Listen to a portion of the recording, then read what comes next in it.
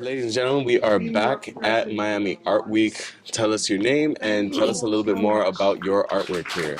Yeah, so my name is Nathanael Cox. Call me Nate. You can find me at Nate C Photos on Instagram or natec.photos on Instagram. The work I have here today is one of my cityscapes.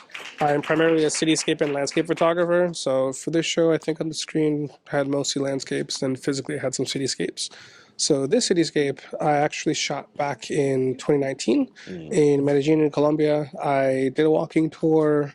We went up on the gondolas. I found a viewpoint from one of the higher spots on the gondola stops that I really liked.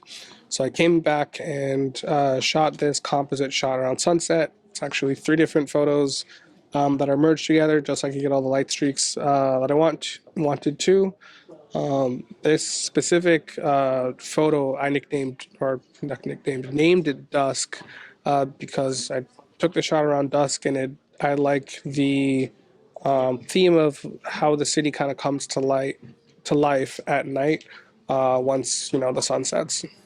Nice, nice. And you can definitely you captured Blue Hour perfectly.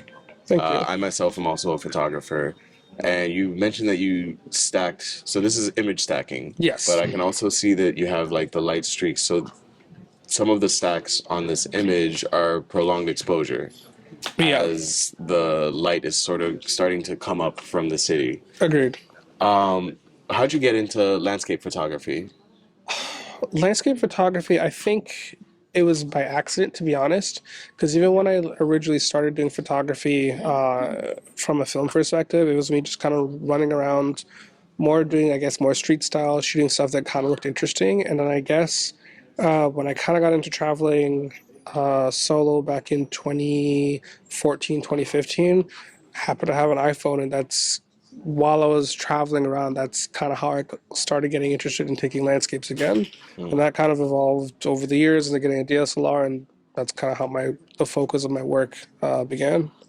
Anybody who's gotten into cameras and gotten into photography knows that it's a constantly evolving journey.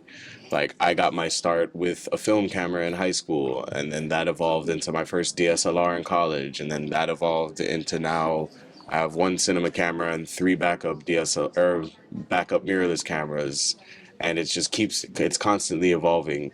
Talk to me about what got you originally started with photography in and of itself, and then how that evolution brought us to where we are today. So, like I said, my start and introduction to photography was like way back in high school.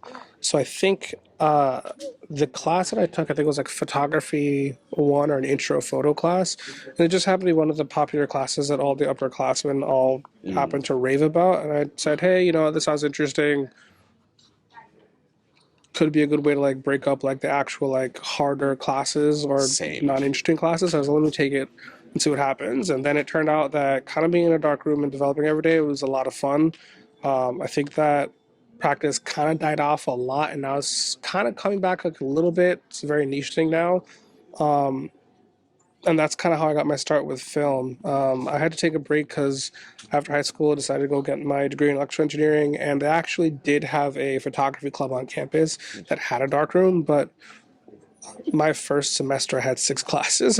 Those smells from the darkroom, they never leave you. No, they don't. It's my I even now just talking about it like it brings up the smell of the darkroom, all the chemicals and stuff. Watching your photo come to life as you bring it out of the chemicals, like it's such an amazing process.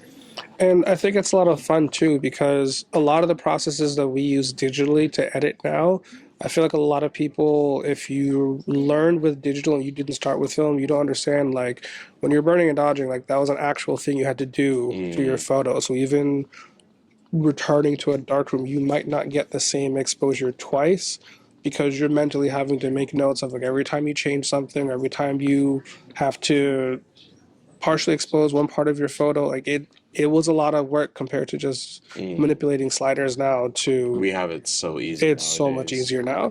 Now I'm not gonna complain. The I'm not easiness mad at it at all. makes my life a lot easier. Like for me, my editing, I don't spend more than 30 minutes on a shot. I just would rather get as much as I can get done in camera. But I also feel like that's partially from some of the portrait photographers that I've listened to slash learned from, and just for being in the dark room, it's fun, but I also don't want to be here all day if I don't have to. So, Exactly. Yeah. Well, thank you so much for bringing your artwork here to Miami Art Week. I really appreciate having you on. Where can people find you on Instagram again? my Instagram is at natec.photos. That would be NATEC.PHOTOS on Instagram, and natecphotography.com for prints like this and other work that I do sell. Perfect. Guys, make sure to go check him out on all of the platforms. Check out, grab one of these prints for your apartment, your house.